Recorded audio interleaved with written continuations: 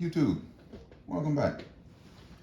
So I know you remember me saying that I was going to show this old gun some new love. This old gun being my Taurus PT-100 AFS. Well, I went to the range and I got a chance to show this gun some new love. And let me be clear, it did not love me back. Stick around.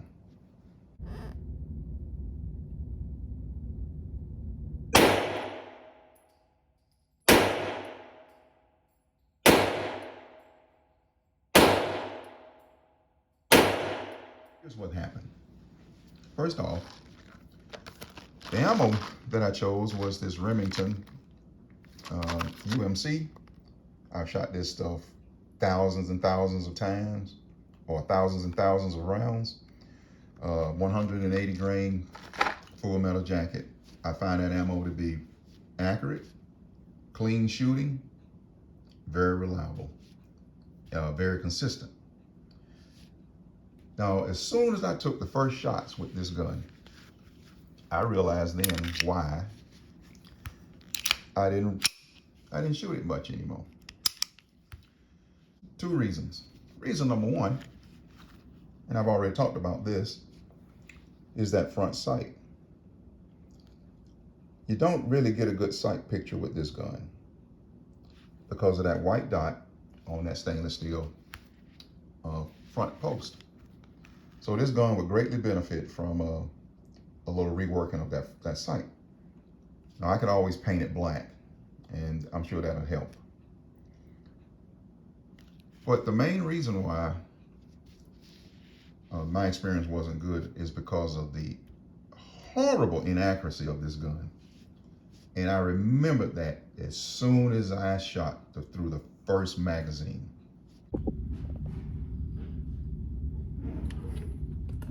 So I was pretty excited about it. These are the first shots in a long time. Here we go. It's like a new learning experience. And as soon as I started through that first magazine, I realized why I didn't shoot that gun much. I had the target set at about 5 to 7 yards. And I could not believe how inaccurate this gun was. The shots were actually coming in about 4 to 6 inches below the center point of the shooting seat, which was the spot that I was targeting. I didn't have any problem with muzzle flip, which is a typical thing with Smith & Wesson. The gun was very stable. I managed to recoil very well, but accuracy was awful.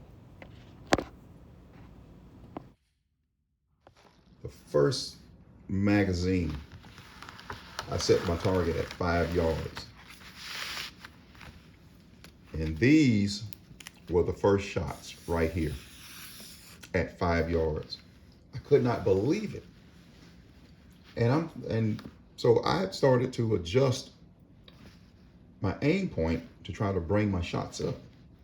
And I typically will do a 6 o'clock hole right here. It's my first aim point. So I went to a center hole. The shots barely came up. Now I'm aiming somewhere up here at 5 yards.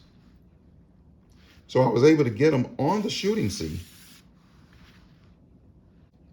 So I can't replicate the shots on any kind of consistent basis to get any kind of reasonably tight groups, because I really don't have anything that I'm aiming at. I'm just trying to get my sight picture, which isn't all that good to start with, somewhere up here. So this is what it looks like, as best as I can replicate it. So at this point, just for fun, I moved out to 10 yards. And at 10 yards, my aim point now, I'm starting out with a center hole right here on the bullseye. The shots are coming in all the way down here.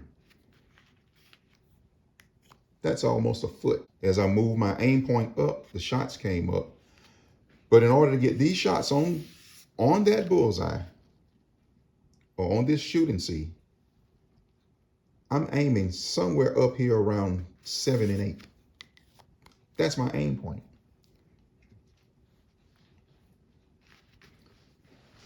And this just went on and on and on, as you can see, even on this other one. And at this point, I decided this is a waste of time and ammo. And I cut that trip to the range short.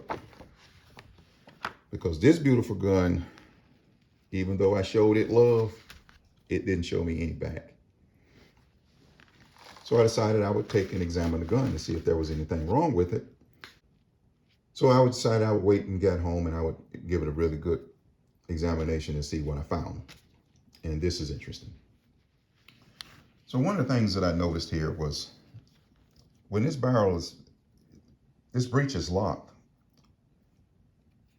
I don't know if you can pick this up, but there's a lot of movement in that barrel. Up and down, side to side. You can even hear it. Now, it doesn't have to move a lot in order for your shot's trajectory to be so bad at your aim point at distance that it could actually create a 4 or 5 inch deviation of your impact point from your aim point. But I don't want to get into a whole lot of technical stuff. But here's the thing, my conclusion about this gun is, first off, this gun could benefit greatly, I think, from a barrel or slide bushing right here. I think that's what some of the causes of the inaccuracy is. I think another thing that would help is this gun is in desperate need of a really good rear adjustable sight. The front sight post, I think, is a little bit tall for this rear sight, and maybe even filing that down just a little bit may help, but I don't want to file it down too much because I get into the dot. But I think if I can find some nice rear sights, some nice rear adjustable sights, it would help dial this accuracy in on this gun. Now, I think if I was going to keep it, I would probably invest the time and the money and the effort into doing those things. But since I've already decided to move on from it, even before I went to the range, I'm just not going to do it. But anyway, I tried to show some new love to an old gun, but she did not love me back.